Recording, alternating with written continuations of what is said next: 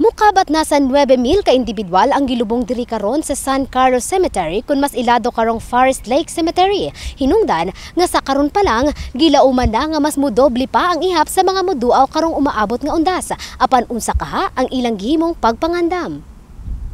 May bisita si Aida Grana sa gilubngan sa iyang asawa nga si Antonio Grana nga kaning DILG Secretary sa Dakbayan. Din matud pa niya, mas maayong sutaon ng kahimtang sa lubnganan sa iyang mipanaw nga bana aron sa pag-abot sa Nobyembre 1 o 2. Dili na nila kinahanglan palimpyuhan pa o gigo na lamang silang mudagkot o kandila. I-advance ang pagbisita ko at the same time magpalinis ng nicho.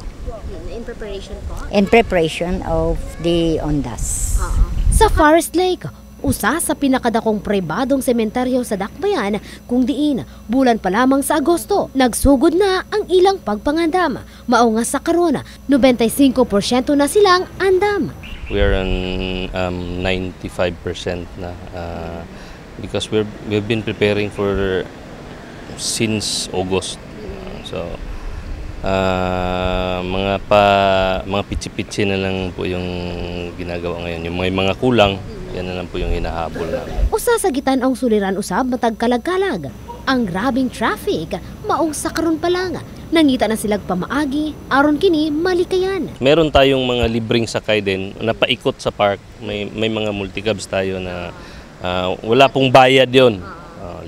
Okay lang man sa in preparation nila sa ondas. Every year, they are always prepared.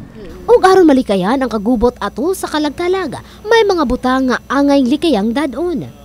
Pag pinagbabawal natin is yung mga liquors, pati yung mga sound system na malakas, and yung mga deadly weapons, bawal firearms, pati yung mga pets.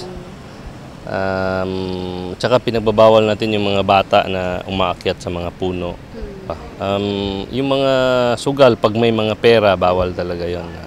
Faith Dandoy, Brigada News. Last year kasi sa estimate namin, nasa more than